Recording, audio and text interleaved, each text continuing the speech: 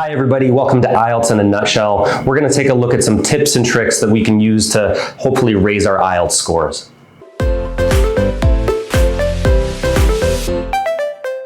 So when we study Part 1 speaking topics on the IELTS exam, we're looking at common topics or familiar topics as they're called on IELTS. So whether that's food or transport or hobbies or sports or something like that.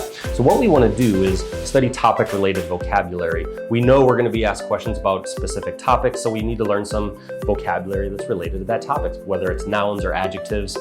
If you remember, you're graded on something called lexical resource. Lexical resource is just a fancy word that means vocabulary. So it really helps to study topic-related vocabulary to answer Part 1 questions well. And we also want to think about grammar too. So when we're practicing answering our questions for Part 1 topics, we need to think about the grammar because usually that informs how we will answer that particular question. For instance, a present simple question, how often do you take public transport? That will usually lead to a present simple answer. Not always, but that usually does help us answer these questions. So when we're practicing, if we think about grammar in the question and how we're going to answer it in the structure our answer, that will make our answers a lot more natural.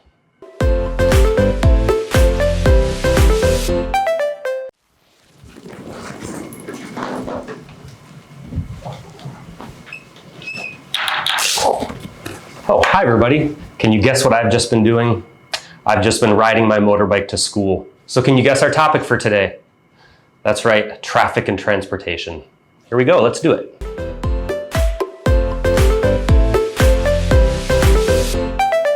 All right, the first noun that we're going to look at today is congestion. Congestion is a very useful word for describing traffic in Ho Chi Minh City because there's a lot of congestion. So I guess you could understand the meaning as it's very crowded. There's a lot of motorbikes and cars and buses on the road. If you wanted to use the adjective, you could say it's congested. And we also use that to talk about our health too. So if, for example, you had a stuffy nose and you couldn't breathe, it's congested, it's stuck. Just think of it like that. Also in terms of traffic, it's congested, it's stuck. The traffic is not moving. So the noun is congestion, the adjective is congested. The next noun that we're gonna look at is vehicles. Vehicles is a very difficult word to pronounce. The H, when I say it, is silent. It's vehicles, vehicles. We just take out the H and it's like vehicles. I don't think that's a very difficult word in terms of meaning. It's just a difficult word to say. So you could say there are many vehicles on the road. If there was a lot of congestion, you could say there are a lot of vehicles on the road. The next noun that we're going to look at is probably very familiar to you. It's public transport. So public transport could differ depending on the country. In Ho Chi Minh City, the most common type of public transport are buses. A lot of other cities will have metros or subways and things like that. But public transport is what you might take if you don't have a motorbike or you don't have your own car, you could catch the bus to work. That's public transport. So maybe the examiner would ask you, do you ever take public transport? All right, the next noun, traffic accident. I'm sure you can guess from the picture what a traffic accident is. If you've ever had a little motorbike accident, maybe you've fallen off your bike, maybe your car hit something, that is a traffic accident. So you could imagine a question being like, have you ever been in a traffic accident? All right, our next noun is commute. This is a very useful word, especially in Ho Chi Minh City. Commute means your route to school, how you get to school. So you could use it as a noun, you could also use it as a verb. For example, how do you commute to work? That would be a verb. Or could you describe your commute to work? That would be a noun. Pedestrians. Pedestrians is a very good word, very easy to understand. It just simply means the people who are out walking on the street. So if you're at a crosswalk and you're trying to cross the street, you are a pedestrian. All right, let's take a look at some adjectives to describe transport and transportation. Let's play a little game to do this.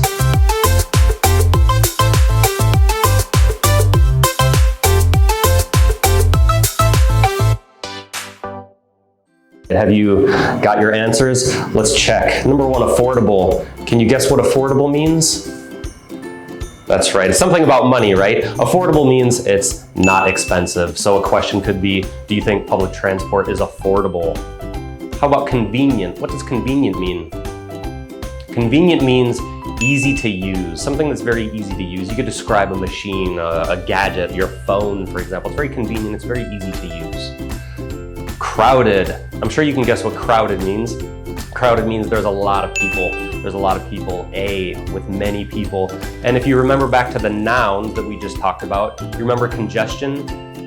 What was the adjective of congestion? Congested. Congested means crowded. There's a lot of people, there's a lot of cars.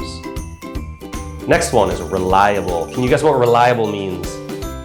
Reliable means it can be trusted.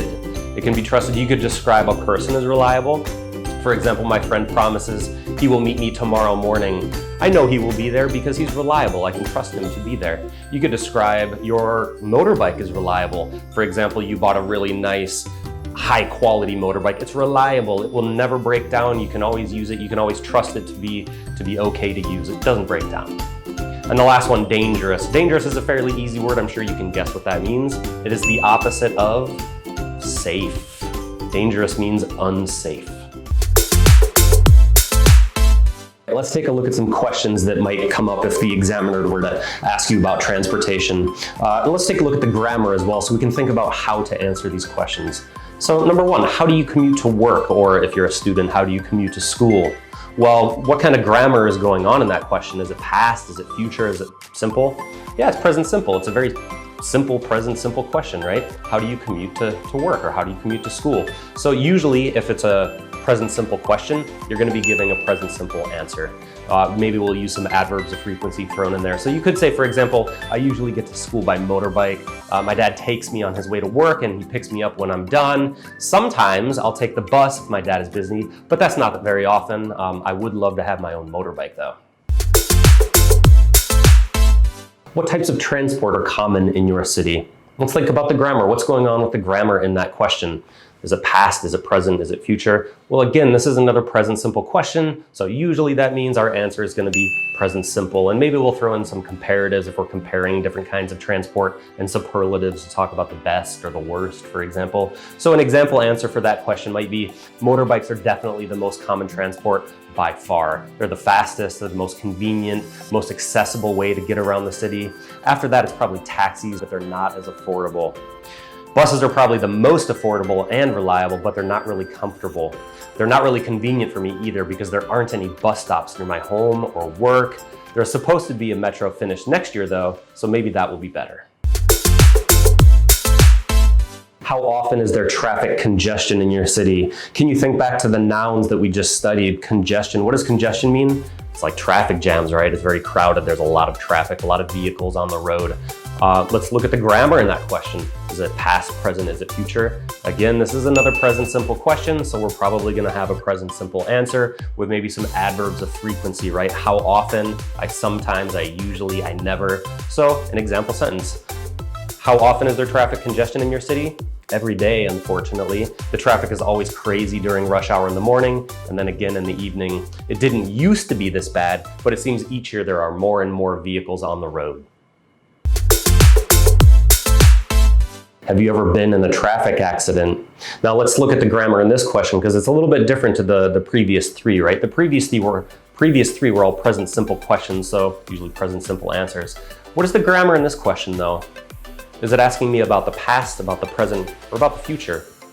Well, the grammar construct here is present perfect, right? So what I'm going to do is use past simple and perhaps past continuous to talk about a specific incident that has happened in my life. And that's what this question is asking. At any point in your life, have you ever been in a traffic accident?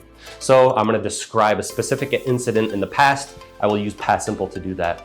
So I would answer, yes. When I was a teenager, I was riding my bike to school and going through an intersection when a motorbike ran a red light and hit me. He also hit a pedestrian too. I fell over, but I was okay. My bike, not so much. Do you ever take public transport? Let's analyze the grammar again. What tenses, what grammar constructs do you think we're going to use to answer this question? Well, it's a present simple question, right? Do you ever? So I'll probably be talking about my routines, my habits. So that's probably a present simple answer. In my sample answer though, I'm going to also use future to make a prediction. So I could say, for example, not really, no. It's probably the most affordable, but it's not really comfortable. It's not really convenient for me either because there aren't any bus stops near my home or work. There's supposed to be a metro finish next year though, so maybe that will be better. All right, everybody, I hope these tips and tricks were useful to you. Remember to practice the nouns, the adjectives, think about the grammar, practice the grammar, and your English will become a lot more natural. Thank you for tuning in.